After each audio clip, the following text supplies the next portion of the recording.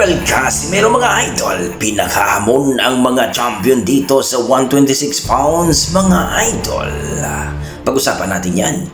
Cham Nonito Donaire, kasado na ang laban dito kay Masuda ng Japan. Delikado daw itong si Donaire dito mga idol.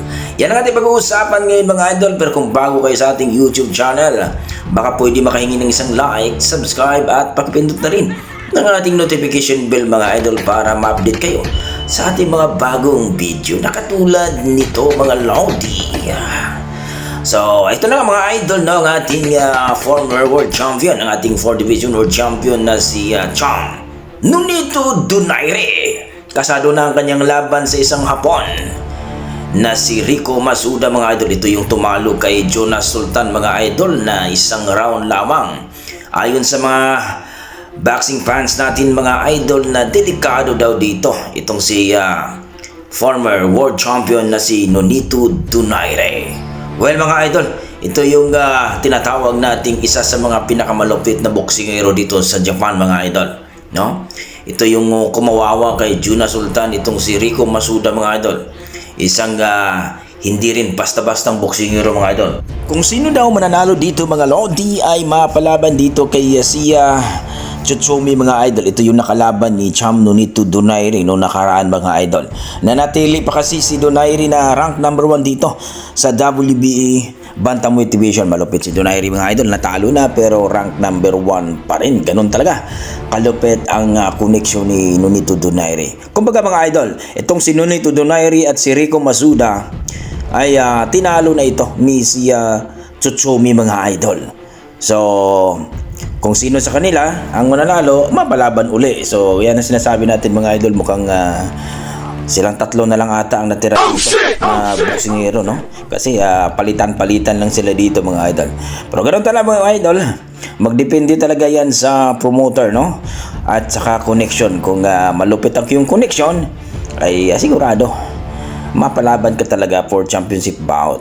So kayo mga idol, mananalo kaya itong si Nonito Donaire dito kay Rico Masuda na hindi rin ito basta-basta mga idol.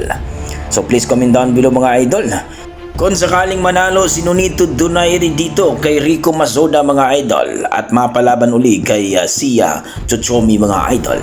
Mananalo kaya ang ating pambato dito sa kampiyon na si Tsutsumi? Well mga idol, ay humors nga na panalo daw itong si Nonito Donaire noong nakarang laban nila. Nadaya lang daw ni Tsutsumi sa decision mga idol. Tandaan natin mga idol na kampiyon po si Tsutsumi that time. So kailangan talaga na TKO at impresibo ang panalo ni Nonito Donaire. Pero sa last round kasi mga idol hindi na sumuntok si Donaire. Nawala na ng bala mga idol. Kaya nanalo itong si Tsutsumi. So kayo mga idol, ano masasabi nyo dito? Please comment down below mga idol. Sa kabilang banda mga idol, Cuadro Alas General Casimero, pinaghamon ng mga kampiyon dito sa Featherweight Division. Ayon kay General Casimero mga idol, ang ating nag-iisang angas ng Pinas. Kahit sino daw dyan sa champion sa Featherweight Division mga idol ay sigurado daw niya, papalagan daw niya ito mga idol.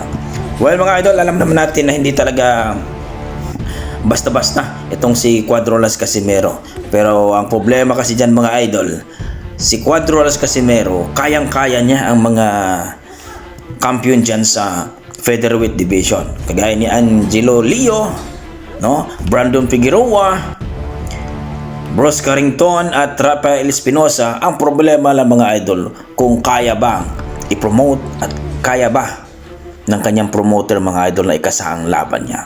So yan talaga ang problema mga idol.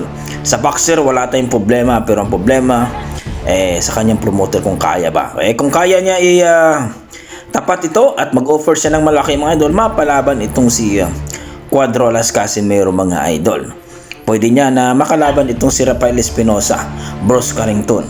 So magdepende po yan sa promoter kung siyempre uopera nilang ng malaki na para mapalaban dito kay Cuadro Alas Casimero. So kayo mga idol, ano masasabi nyo dito? Please comment down below mga idol para ating pag-uusapan. Maraming salamat. Ni Cuadro Alas!